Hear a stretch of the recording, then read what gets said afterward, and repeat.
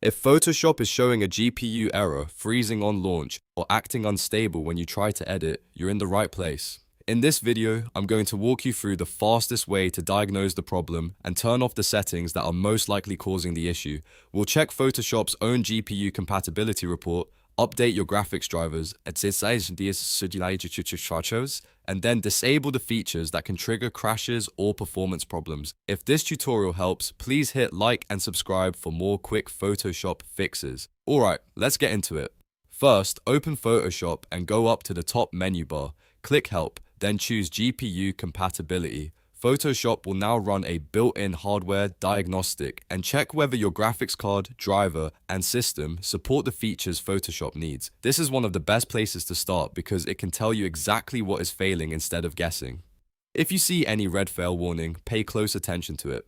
That usually means Photoshop has found a specific problem, such as an outdated driver, not enough VRM, or a graphics feature your device doesn't fully support. If the report points to the driver, the next step is to update your graphics drivers. This is one of the most common fixes for Photoshop GPU errors because outdated or corrupted drivers can cause Photoshop to misread your system or crash during rendering. If you have an NVIDIA card, go to the NVIDIA driver download page and install the latest studio driver. For Photoshop, the Studio driver is usually the better choice than the Game Ready driver because it is optimized for creative apps. If you use AMD or Intel graphics, go to the official AMD drivers and support page or use Intel driver and support assistant to get the latest approved version. After updating, restart your computer so the new driver can load properly. Once that is done, go back into Photoshop and open the GPU compatibility area again if needed. Now we're going to turn off the heavy features that often cause instability. In the GPU settings screen, uncheck Use OpenCL. OpenCL helps with some accelerated effects and blur operations, but it can conflict with older or unstable drivers. Turning it off can immediately reduce GPU-related crashes. Next, uncheck GPU Compositing. This option makes Photoshop use the graphics card more aggressively for layer blending and document rendering.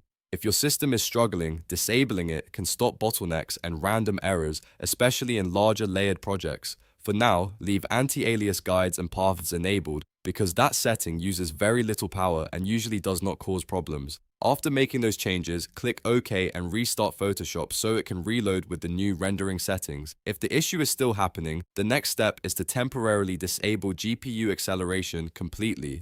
Go to Edit, then Preferences, then Performance on Windows. On Mac, go to Photoshop, then Settings, then Performance. In the main graphics processor settings section, find the option that says Use Graphics Processor. Uncheck that box to turn off GPU acceleration at the master level. This forces Photoshop to rely more on the CPU instead of the graphics card, which is extremely useful for testing whether the GPU is the real source of the problem. Click OK, close Photoshop fully, and then reopen it. When Photoshop launches again, it should start without using the GPU, which can help you confirm whether the error is driver-related, hardware-related, or just caused by one of the accelerated features.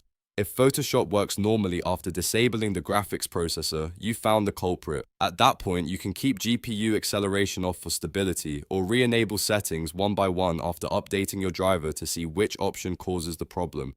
That way, you can get Photoshop running smoothly without having to guess. If this helped you fix your Photoshop GPU error, please give the video a like, subscribe for more editing tutorials, and leave a comment if you want a follow-up on advanced Photoshop performance settings. Thanks for watching, and I'll see you in the next one.